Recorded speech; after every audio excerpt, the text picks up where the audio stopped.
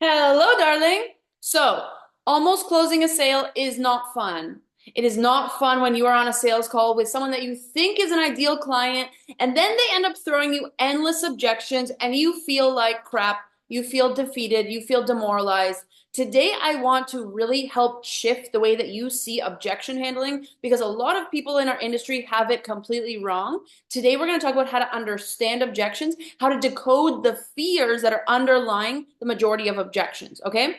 So let me clear up some misunderstandings really quick. I think that the way that objection handling is taught right now is really not of high service to you, and here's the reason. Objection handling is presented as some kind of battle of like who can say the most clever line. It's like you need to say the right comeback so that the other person is like, oh, you're right. Here, take my money. Objections handling is not a word battle of who can say the smartest thing. That's not the way that you change someone's mind or elevate their thinking by just throwing them some canned or cliche vague line. That's not how it works, okay? Objections are not your client just being a pain in the butt for no reason and making your life difficult, trying to make sales difficult for you. Objections are not just your client being disingenuous, being a liar, while objections are often a misrepresentation of the truth. So, for example, they might say something like, it's too expensive, but really they're doubting your qualifications. Sometimes the expression that they give you, the objection that they send you, is not a true representation of how they feel. And we call these cover objections, right? But it's not just because they are liars. There's actual human psychology that when you understand the psychology of why people throw objections, you can understand how to decode objections and how to overcome them, right? A lot of clients have come to me and said, "Oh, they just don't understand the value. They're just stupid. They're just not seeing my value, or they take it personally, right? They see it as a personal rejection. They just don't understand my value, right? And then people feel hurt about that. Look, objections are not a reflection of your personal worthiness or your abilities or your goodness, okay? Objections are also not the end of the story. It's not game over. It doesn't mean that the possibility of the sale has diminished, okay? Objections are actually where the selling begins. It really begins there, okay? Objections are not a challenge or a tug of war or a battle between two people. It's not a game to be won. You don't need to beat them down or beg them to buy or bully, God forbid, bully your way into a sale. That's not what objection handling is. And objections are not a reason to become defensive, to become reactive, to become argumentative. I have reviewed so many client sales calls, and they do a really good job up until the objection handling part. And at that part, they start to get defensive. You can even tell they start to lean in more. You can tell they get anxious. You can hear in their voice that they're not in their calm, centered, authoritative leadership anymore. Now they're reactive. Now their wounds and their traumas are coming up of, remember the time that mom underestimated you or dad said you're not good enough or not professional enough. And so you, this authoritative expert, end up going into your reactive mode of feeling like you're being questioned, or now you have to prove yourself, or the other person doesn't see your worth, and now you have to beg them to believe you, and it becomes this tug of war. That is not what sophisticated objection handling ought to be. It shouldn't be reactive and it shouldn't be argumentative. It's not a tug of war. It's a loving dance, okay? And I'm going to give you in this video insight into the deeper fears that underlie objections, and I'm going to give you some language to use in your content and in your marketing to help diminish objections altogether, because the best objection handling doesn't happen on the sales call. The best objection handling happens preemptively before the objection is ever given, and that happens in your content, right? And so objections are not just a reason to push harder without addressing the underlying issue. They are not a reason to discount, to make concessions, to lower your prices. Or you say, you know what, you're right, here, let me make it half the price. I don't want to see you negotiating against yourself or negotiating yourself down just because the other person launches an objection. It's not a reason to make an immediate quick concession, okay? Here's what objections truly, truly are. We are humans. And when we are about to make a change, which investing to work with you is making a change, we experience fear, doubt, and uncertainty. So what objections truly are is an expression of fear, doubt, or uncertainty. Does that mean that you're bad? No. Does that mean that they don't see your value? No. Does that mean that you have no right to be selling to them? No. It is just an expression of their fear, doubt, or uncertainty. And it's an expression of their internal conflict because guess what? They are sitting with you and they are talking with you because they need your stuff, because they want to work with you. So there's part of them that's like, I want to move forward, and part of them that's scared, okay? The brave part and the fear part, right? Objections are actually reasonable. I know that sometimes when someone throws you an objection, you're like, that sounds completely unreasonable. Like someone says, oh, I just need to make another sale before I work with you. And you're like, but you're working with me to learn how to close sales. There is something kind of illogical about that sort of reasoning. But there is something reasonable about fear because the human animal, the human brain, is designed to prevent loss. Okay?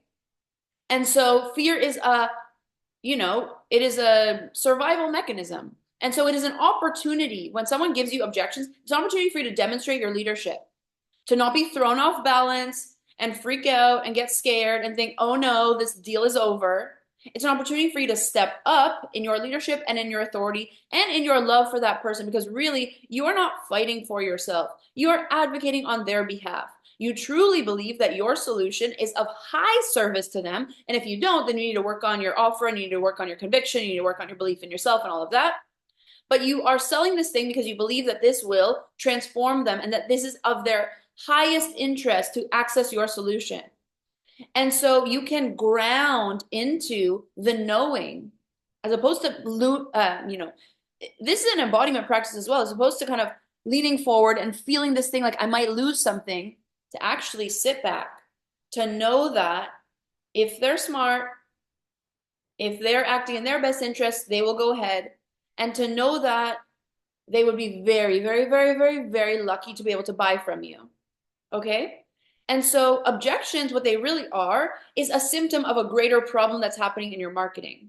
Okay? Because the goal of your marketing and your content is not just to like entertain people, it is to decrease doubt and increase certainty in you and your offers and your solutions, in what's possible for them, etc. We want to decrease their doubt and fear, and we want to increase their certainty. And there are so many different ways that we can do that. I'm going to share some with you today. You can do that with stories. You can do that with social proof. You can do that with client results. You can do that with belief shifting content, paradigm shifting content, what they believe now versus what they need to believe to be able to be a high quality client for you. Objections are an opportunity to shift a limiting belief. Objections are usually born out of limiting beliefs of what's possible for them, what they can access, the resources that they can access, okay? And so this is an opportunity for you to practice your leadership skills, an opportunity to practice empathy, compassion, and ultimately the sensibility of tough love. Not an opportunity to people please and to try to pander and fawn, which is actually a trauma response as well, right? A response to feeling like you need the other person to like you, and so you're going to blow smoke up their butt and tell them what they want to hear. Instead, you are going to build a greater connection with them by speaking the truth as you see it with love. It's an opportunity to be there for them in their moment of anxiety, to meet them with love and leadership and be their trusted advisor, to be someone who stands up for their highest good without worrying about whether they like you or not, to just say to them with love, this is what I believe is in your highest interest and here's why. Okay? And so every single objection comes down to one of these fears or anxieties, okay? Fear of change. And by the way, you can relate to these too. So as opposed to looking down at your clients for having objections, you've also had fear of change before. Fear of the unknown. When you know that your program or offer is freaking amazing, but the other person's never done it before. So for them, they're walking into the fear of the unknown. Fear of loss of identity, right? Let's say you sell a weight loss program. They're going to not just change their bodies, but their identity and the way that they see themselves through going through your program. And that change of identity can be really destabilizing. It can be really nerve-wracking, right? And I share this with you only to build empathy, only to not, I think there's so much mystery of like, why are they saying, let me think about it? Why are they saying, let me ask my wife or whatever? It's because of these underlying fears. And they're not going to just say, oh, I'm actually afraid of the unknown. That's why I'm scared to work together. They're just going to say, let me think about it, right? But when you understand the deeper fears that are at play, you can actually speak to those deeper fears in your content in advance. And if you know that they're giving you a cover objection, aka something that is, not the true fear, you can ask them with love. A lot of people, when they say this, what they're really responding to is a fear of risk or a fear of uncertainty. If you have a hunch about what the deeper fear is, I dare you to speak the elephant in the room with humility. You're not saying, aha, you're lying. No, with humility and saying, I wonder if it's this. And just give them an opportunity to expose the deeper fear. Because then you're actually discussing what it's really about, as opposed to the straw man fallacy, where you're arguing against a position that they don't truly hold, right? They have a fear of risk. They have a fear of uncertainty, right? Investing in your program, investing in your offer, it is taking a risk for them, right? They're giving up their money and they're like, will this work for me, right? And so fear of disappointing themselves, fear of disappointing you, fear of letting you down, right? Maybe they've enrolled in a course before and they never did it and it just died on their computer and then they felt stupid about it, right? Fear of making a mistake. This is one of the biggest ones that people struggle with. A lot of people don't trust themselves fully. A lot of people have made a mistake before in their lives, or something that they see as a mistake, or like I married the wrong guy, or I joined this program and it ended up not being what I needed, right? So they have fears of making mistakes. They have, which is connected to a fear of loss, a fear of losing money, a fear of losing time, a fear of losing self-esteem because they're like, oh shit, I disappointed myself again, a fear of failure. And funny enough, they also have a fear of success, right? What happens if it actually works? And then I get more visibility, and then I get more judgment. People are looking at me and thinking, who do you think you are? Fear of overwhelm. What if I sign up for this program and then I'm immediately overwhelmed and I have too much on my plate? When people say it's not the right time, a lot of the time it's just fear of overwhelm. Like, what if I can't manage all the responsibilities of my life? And finally, fear of being taken advantage of, right? Nobody wants to feel like a sucker. And so sometimes people have had painful experiences before with coaching or whatever they've bought before, and they feel like it was a bait and switch. Unfortunately, there are some people who are amazing marketers, but they're not great at delivering on their promises.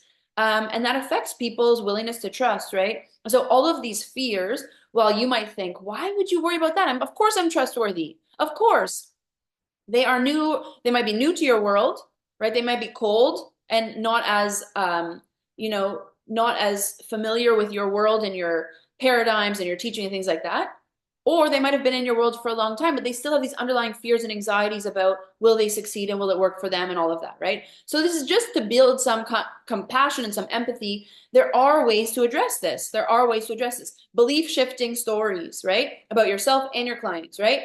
I was super worried about investing in myself when it came to my health. So for 2 years, I suffered with diabetes and I hit my rock bottom and I realized that if I wasn't going to put money into this problem, it was just going to persist. So therefore, I ended up deciding to work with this blah, blah, blah nutrition coach, ended up losing 50 pounds and it changed my life, et cetera, right? Belief shifting stories in your content, case studies in your content.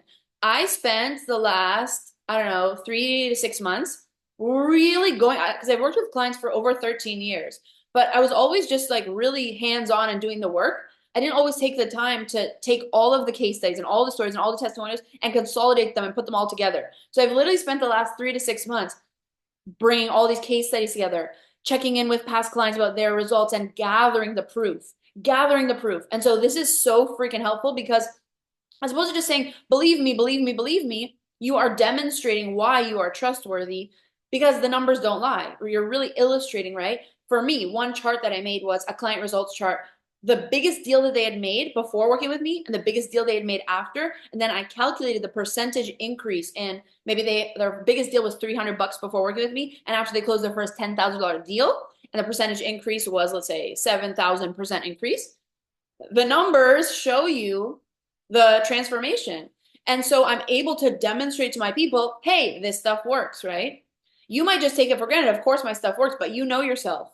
Other people take time to get to know you and to build that level of certainty to the point that they're like, oh my God, it's a no-brainer. I need to work with this person, right? Testimonials, client success interviews. Yesterday, I just filmed a client success interview with a client of mine who closed $15,000 in 8 hours, okay? And we just filmed an amazing client success interview, right? All of this is building this ecosystem of a demonstration of proof, a demonstration of success. And so whether you're early in your journey and you're like, I don't have enough case studies yet, even like someone says something positive about you, having worked with you, one session, print screen it, keep it all together in one place so that you can build a rock solid case for why people would be freaking crazy to not work with you. And wherever you are is a good place to start. Don't think, oh, I'm behind. Just start now. I wish that, I mean, I've been coaching for 13 years. I wish at the beginning I had this consciousness, this awareness that I need to be always capturing the proof. I was just like serving next client that I wasn't always conscious of like, okay, write it down, track it, right? But wherever you are in your journey is a good place to be. Start documenting proof, results, testimonials, print screen, everything. Document everything, okay? A webinar is a really great way to build credibility and build authority. My 2-part masterclass, if you haven't yet watched, I highly recommend that you do, is an amazing way of people building know, like, trust, and buy-in to Paloma and Paloma Land and the conviction method and everything that I teach, right? And so having an hour or 2-hour class for free that people can access is a great way to bring people into your world and address their objections up front before they ever come out of their mouths, okay? Giving free value, we all know that one. An FAQ, what are the most common questions that people ask you and how can you address them in advance in your content? What to expect kind of content can be really helpful. When we are addressing the fear of the unknown, sometimes people just don't know like what's going to happen when I enroll. So you can say, when you enroll to work with me, the first thing that happens is we do a jumpstart call. And in this call, we plan out our goals and our objectives. And then after that, you'll be brought into this group. Like, tell them what happens after the sale to reduce their anxiety and their fear of the unknown. Okay, results charts are really helpful. Proof collages, right? I started in the last 3 to 6 months really building all of the imagery and the proof behind the work that I've been doing for over a decade, right? So proof collages could be something like you and your clients working together, like print screens of you guys on Zoom. Or for me, I've put on entrepreneur parties and I'm putting print screens of those images together. Or I've taught a lot of group classes for other people's memberships. And so I'm print screening testimonials that I received and things like that, putting it all together, okay? When you look at samples of your work, there's a reason that when you go to Trader Joe's, right? They give you a sample corn chip before they ask you to buy the bag, right? Let people taste your work. So, for example, for me, when I'm partnering with people in their memberships and helping teach their people, I might give them a free tool to say, here, give this to your people as a way to experience what Paloma is like, as opposed to being like, trust me, trust me, trust me. Why don't I show rather than tell? Why don't I give you some value up front so you know, hey, this chick is legit and she knows what she's talking about? Risk reversal is a wonderful way to overcome objections. There's so much fear of the unknown, fear of what if this doesn't work? What if you offer them a guarantee? 30-day money back guarantee, or there's conditional guarantees, a guarantee based on if you have, done the first 5 modules of the course. There's so many different kinds of guarantees that you can offer, and they can reverse the anxiety of the risk that they're taking, and you can lower the risk for them, therefore increasing their certainty and their comfort and their sense of safety and moving ahead with you. And finally, show return on investment, right? So this client of mine that she just closed $15,000 in 8 hours, she invested $5K to work with me. And by the way, that wasn't her entire ROI. She made over $26,000 since we've been working together in high ticket sales. But just from this last 8 hours alone, she turned $5,000 investment into $15,000, and then later $26,000 total she's made so far since we've worked together. So I can show you, you put this much in and you get this much out. Does that mean that you need to promise it? Absolutely not, because every single person is different. So I want you to not make false promises. Please don't make false promises. You can just say, this is what some of my clients have achieved, okay? And so I want you to understand this. All of their fears come from their, their animal brain that's like afraid of loss. We all have an aversion to loss, right? And so meet them where they are, okay? Meet them where they are and say, I understand where you're coming from. Validate. It makes sense that you feel that way. It makes sense from that angle that you would think that or you would feel that way. And then offer them a higher perspective, more possibilities, more excitement, more opportunity, more conviction, more belief, more certainty. You need to meet them with more certainty than they have right now, because that's where their objections come from. What if you have even more certainty than them? They're like, I'm afraid that it won't work. And you're like, I truly believe in your capacity. I truly believe in you, right? More hope than they have, more belief than they have, and you lead from your conviction. As I said before, the best objection handling is preemptive. It happens even before the sales call itself, okay? Good content and good marketing is the best objection handling before it ever comes out of their mouth. I want to show you something here. This is really cool. So I have a free masterclass that people get to watch. They get to know me and they get to know my work, right? And I decided that I'm going to take every single objection that I've ever received on a sales call, and I've taken my sales calls and I've transcribed them, and then I've looked for patterns, and whatever the patterns are in the objections, I've turned it into preemptive content which I'll either put as part of my podcast, and right now it's their audios that people can listen to right after listening to my masterclass. And I have a tab. This is in an online portal in Thinkific right now. Maybe I'll change it, but for now it's in Thinkific. And I just have a tab after my masterclass that says I'm interested in Paloma's coaching. And then it says how it works. And then I literally have audios that are addressing people's major anxieties and objections so that I don't have to address it on the sales call. How exciting is that? So for example, this is for you if calling in my ideal clients, saying to them, no micromanaging allowed, because a lot of people that I work with are incredible powerhouse women. They've been through a lot of trauma, they've been through a lot of pain, and they find themselves micromanaging the process. But it doesn't help them as when we are coaching. So this is my invitation for them to surrender, right? I tell them, what are we going to do together? Because that's a big question. What are we going to do in our intensive coaching? How our work works. Here's what the investments are. Here are the current offers. And I'm positioning that, right? Always making sure that you are framing. Then I'm telling them that it's important that they watch the masterclass in advance. I'm explaining to them what my non-negotiables are if you would like to work with me. Here are the criteria you must meet, and here's what might disqualify you. I'm helping them. This is such a powerful audio that I created. And by the way, go ahead and listen to it. Go find my free masterclass and go listen to my objection handling in advance. It's brilliant stuff, okay? I'm helping people love themselves through fear. This objection of, I just need to sit with it for a while. Let me think about it. I'm helping them love themselves through that so they can be more decisive. I'm helping them overcome the anxiety around the self-investment. I'm helping them, you know, the whole like, let me ask my spouse, let me ask my blah, blah, blah. I created something, how to stop permission seeking. Do you see the way that you can create content to address objections so that you take them out of their mouth before they even say them? You're changing their paradigm, right? And then finally, success traits that help my clients win. And I'm basically creating my best clients by telling them this is how you need to be able to succeed. You need to be decisive. You need to be coachable. You need to be committed, etc. Right? So this is my example of how I've created belief shifting content before the sales call ever happens. And I can direct them there before we have our sales call. Okay? Look, you are going to be way better at objection handling, not when you get better at arguing, but when you expand your own idea of what's possible in terms of whatever the result is, right? When you are an embodiment of your work, when you yourself become more capable, when you yourself address your own limiting beliefs. And that way you can show the change instead of preaching the change. I'm going to give you an example of that as well. As opposed to you saying in your content or on your sales calls, I want to help you, trust me, I can help you. Instead, you want to say, I made this change. I got this result. It feels really damn good. If you want it to, I'm open to showing you how. Do you see how that is so much more powerful? Trust me, believe me. It's like proving. That proving energy doesn't work. It repulses people. But instead, you lean back, you embody it. I did this thing. I got this result. It felt amazing. Do you want to learn it too? For me, I learned how to close 10K plus sales. I'm really damn good at it. It feels really good. It allows me to travel. Do you want that too? As opposed to, believe me, I can do it. Do you see the difference in power? So your embodiment is your ultimate leadership. What have you been neglecting or ignoring in your own life, in your own business, in your own health, in your own relationships? Go work on that because that is your leadership.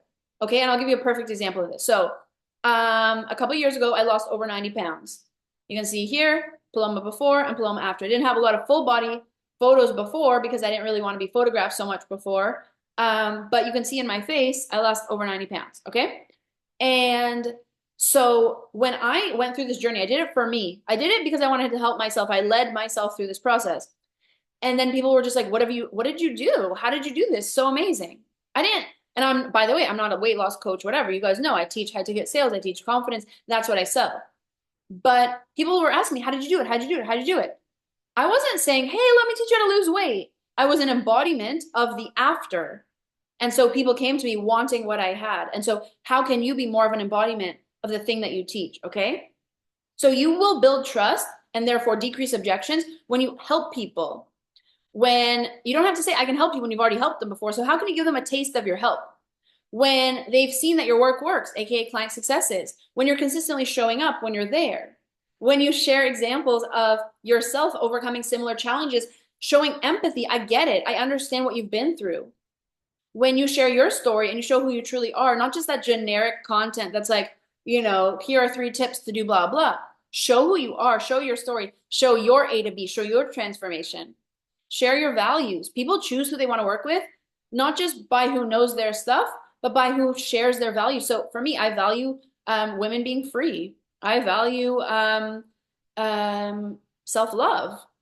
I value confidence. I value conviction. And so I share what my values are, and the people who resonate with that come towards me, right? Attraction marketing. You build trust when you openly address their concerns. You're not just brushing them away or dismissing them or deflecting. You're actually saying it's reasonable that you feel that way. And here's how, and still, here is the different belief that I would suggest, and here's why that belief serves you better, right? People believe you and trust you more when you validate them and you understand them without enabling them. Just because you understand where they're coming from does not mean that you agree with them. Just because you understand that they could feel anxious about it being expensive does not mean that you're like, yeah, you're right. Okay, game over. Yes, I understand that investing in yourself on this level can be really scary, period. And also, when you invest in yourself on this level, you will develop a level of confidence and conviction and belief in yourself that will change your freaking life. And I highly recommend that you take this step. There's a difference between enabling them to continue in their dysfunction and coming from a place of understanding, right? And finally, they will build trust with you when you practice what you preach and you embody what you are teaching. You share your own growth, you share your own lessons, and you let them see you in your journey. You teach from experience, not just from opening a textbook and being like, here's how you should do it. I've handled objections before. As I showed you in this slide here, this is my own preemptive objection handling. So I'm not just telling you you should do it. I'm doing it for myself and my own business, and it's working. Okay? So I'm going to end with giving you some cool language hacks. I'm not going to read these all out to you. You'll get the accompanying PDF, and you can practice using this both verbally in your social media content and your videos, and in written form if you're writing social media posts, right? So these are all these beautiful different language hacks for showing some belief shifting possibilities, right? So I'll give you a couple quick examples, then I'll leave you to read through the rest to yourself, right? I used to think blank, but now I realize blank. For years, I believed blank was holding me back, but now I see blank. When you change their beliefs, you prime them to be your ideal client. I used to believe that I had to be perfect before I could have my dream business. And now I realize in showing up imperfectly and making my first, 30K month, for example, now I realize I don't have to be perfect to do blah, blah. So stories are so powerful. You can handle objections with stories so brilliantly. Think of a story that demonstrates what you used to think and what you think now, and how what you think now is helping you so much more than what you used to think. I used to think I had to be perfect and I was stuck and I was in analysis paralysis. And now I know that I can take massive imperfect action and I'm getting blank results. Okay. For a long time, I was afraid of blank, but now I understand blank. I worried blank would stop me, but now I know blank is possible.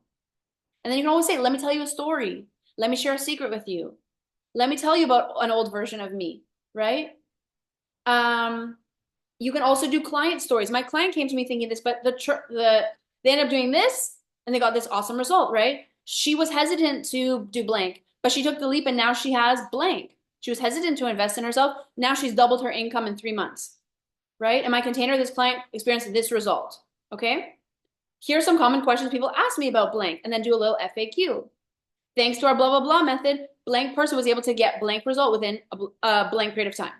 So these are some delicious, beautiful, juicy language hacks. I'll leave you to read through them, to implement them into your own content. Know that storytelling is one of the most powerful objection handling techniques, and know that you must lead from your confidence, from your conviction, and from your belief that other people can do cool things. We do that by believing in ourselves, by choosing to believe in other people, by expressing to them why we believe in them, and making sure that you are handling objections before they ever happen, understanding where they come from, handling them with love, with empathy, but not enabling them, not agreeing with their limiting belief story, meeting them where they are. I understand where you're coming from, and here's a new way of thinking that will serve you, and here is how. There is nothing more powerful than showing rather than telling. So ask yourself, what story can I tell?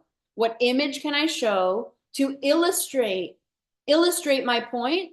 Show rather than tell, and show up with a lot of love and confidence on your sales calls, but know that the heavy lifting happens before the sales call. Your client should show up to your sales call 80 to 90% convinced in advance. And so your question to ask yourself to chew on for your homework is, you can journal on this, how can I get people to show up to my sales calls already 90% convinced in advance? And a lot of this beautiful work that you'll do in demonstrating that this stuff works in advance, case studies, testimonials, proof, belief shifting content will prime them for the sale, making your job on the sales call way easier and massively decreasing the objections that you get. You can do it, my love. I'm really proud of you. Talk soon. Bye, darling.